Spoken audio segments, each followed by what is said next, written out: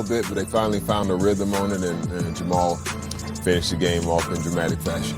A step back over the 7-footer Anthony Davis to get the win, 101-99. He went 9 of 24 in game 1. Jamal Murray did 9 of 24 in game 2.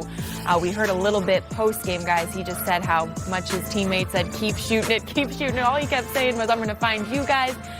How much confidence does it take to take a shot and make a shot like that, Devin? Well, he's always ready for the moment. And even though he was shooting poorly, he saw a couple of shots go in. But his teammates know how important he is, especially in the fourth quarter. That's where the encouragement comes from. And like I said, in the playoffs, he just comes alive, and he's so important to their team. And that pick and roll with Jokic in the fourth quarter, I saw the play that they were running.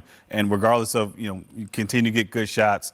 But the ability, like I said, Anthony Davis in a game-like situation, he was like, he's had success before. He knows what to do. He gets to a spot and raises up. And LeBron had a great shot at it too. Wide open three to go up 3. He misses it. It's a game of inches. They get the rebound to go down and score on the other end. And this team hasn't beat the Nuggets since December of 2022. 10th consecutive win. Yeah, that's tough. And with performances, first game that D'Angelo Russell has actually made shots against his team in the playoffs. He gives them a great effort. LeBron was phenomenal in the second half. AD gives you 32. And it's still yet not enough. And you just wonder from the mental standpoint, going back to that flight in LA, like, what do we have to do? Every time in the regular season, they've been up, 20, 25 points. And somehow in the fourth quarter, this Nugget team finds a way to beat them consistently. And it's like, at some point, you're like, yeah. No, I just thought that was a key play in that game, man. I just thought that, when you talk about driving, kicking it, swinging, it was a great opportunity for Rui to have that extra pass to D'Angelo Russell. He was 0 for 2 for the game. Rui was. D'Lo was 7 for 11. I would love to see him get that shot right there. And there was a big momentum play that could have changed the game. But man, you got hats off to Denver. They did everything that they needed to win this game. And man, that was a hell of a game. Yeah. This game, everything and more for the basketball lover out there. Man, Denver goes up 2-0 after that big win. We're going to hear from Lakers head coach Darvin Ham. He's at the podium right now talking to the media.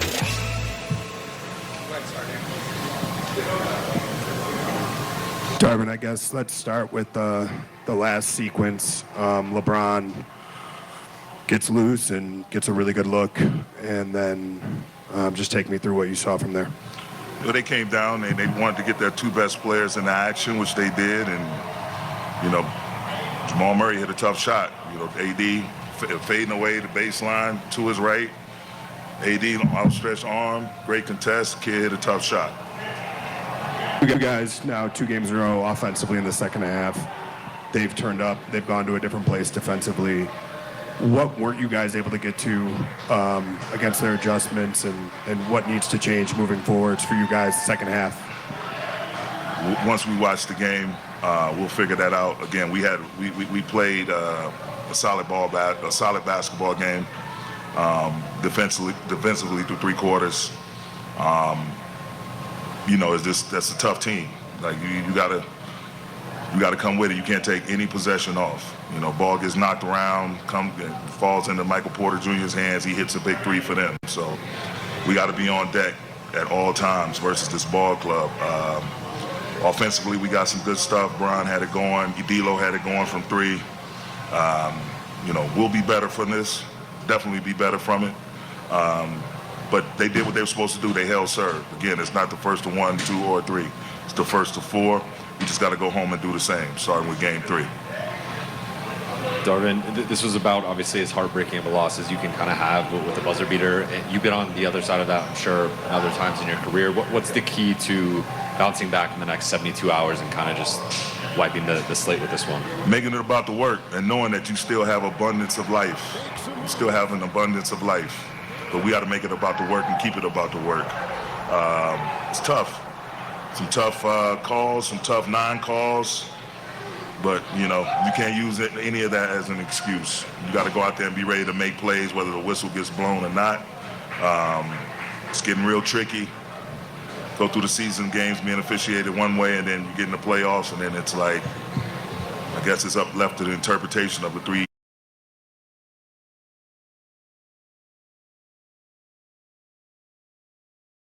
individual individual guys that's doing the job out there. But all that said, you just have to know that, yeah, it stings. Remember this feeling as we take it back home to LA, and we got to give them that same feeling in Game 3. We can't. That needs to be the sole focus. Recovery process has to start now as filling our cups back up. But Game 3, it's all about Game 3 right now. Darvin, AD had the 14 straight makes on Jokic. They switched the coverage and had Gordon on him, and then he got in foul trouble and couldn't defend Jokic one-on-one as much. When that changed, what were you trying to see and what were you trying to get to So AD guarding Jokic, right, wasn't able to as much with the foul trouble late, and then they switched the matchup to put Gordon on him after he was scoring so easily on Jokic.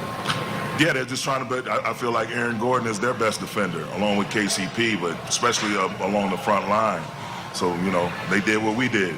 We wanted to put AD on him to start the game, and as much as possible.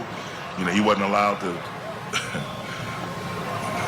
Anyway, so I can see that was their course of action in terms of putting Gordon on him.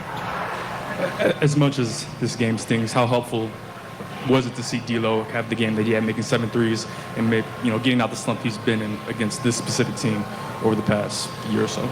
Well, I mean, he did exactly what I thought he'd do.